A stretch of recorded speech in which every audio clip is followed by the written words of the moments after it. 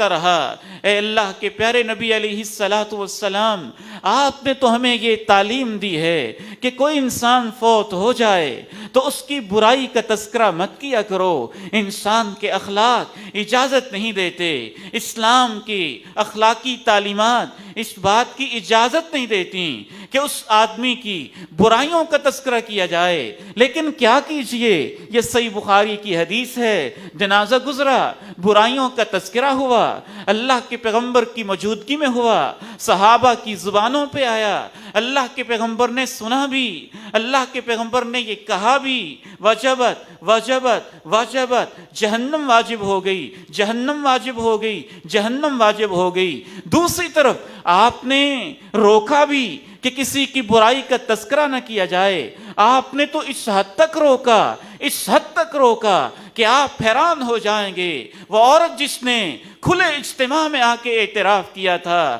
اے اللہ کے پیارے نبی، میں زنا سے حاملہ ہو گئی، ایک شخص نے اعتراف کیا میں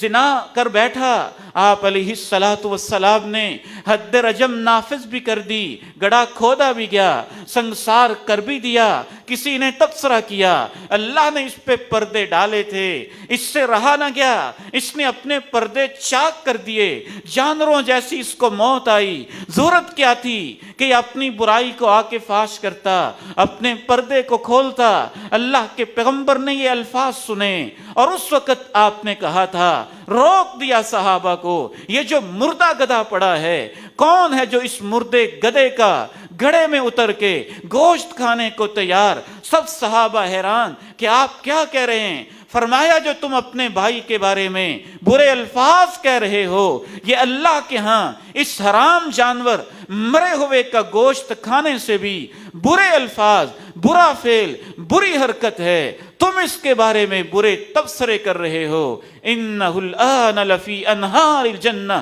ینغمس فیہا، اور یہ اللہ کا بندہ اللہ کی نہروں میں جنت کے اندر تیراکیاں کر رہا ہے۔ آپ نے روکا، یہاں آپ نے نہیں روکا، وجہ کیا ہے؟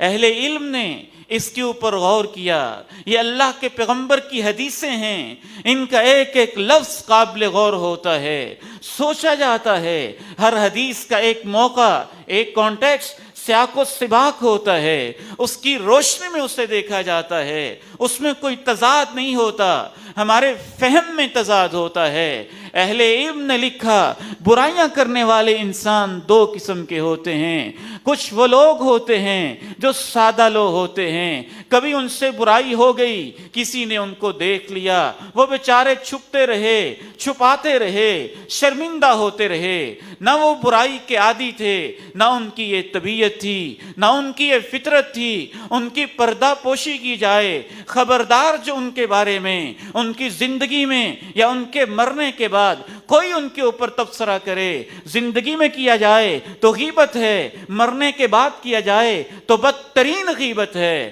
لیکن کچھ برے انسان ایسے ہوتے ہیں جو چوکوں میں برائیاں کرتے ہیں، چوراہوں میں برائیاں کرتے ہیں، ڈنکے کی چوٹ برائیاں کرتے ہیں، کھل کے برائیاں کرتے ہیں، نہ شرمندہ ہوتے ہیں، نہ عار محسوس کرتے ہیں، ظلم کرتے ہیں اور حد درجہ کرتے ہیں، ستم کرتے ہیں اور انتہا کر دیتے ہیں، مال لوٹتے ہیں، لوٹتے چلے جاتے ہیں، قبضے کرتے ہیں، مافیا بن جاتے ہیں، لوگوں کی کرپشن کرتے ہیں اور اس میں بھی اپنا ایک نام پیدا کر لیتے ہیں، دنیا میں بھی وہ نامی گرامی مشہور و معروف ہوتے ہیں، بدنام بھی ہوتے ہیں۔ کچھ لوگ شاید ان کو پروٹوکول دینے والے بھی ہوتے ہوں گے۔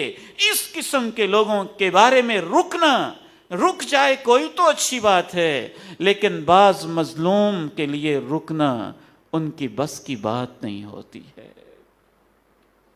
وہ ان کے ستائے اتنے ہوتے ہیں کہ ان سے رکا نہیں جاتا، انہوں نے ظلم اتنے سہے ہوتے ہیں کہ اس کے جنازے کو دیکھ کے ان کے زخم ہرے بھرے ہو جاتے ہیں، اس کی میت کو دیکھ کے جو ان کو زخم پہنچے وہ اثر نو تازہ ہو جاتے ہیں، ان کو اپنے یتیم بچے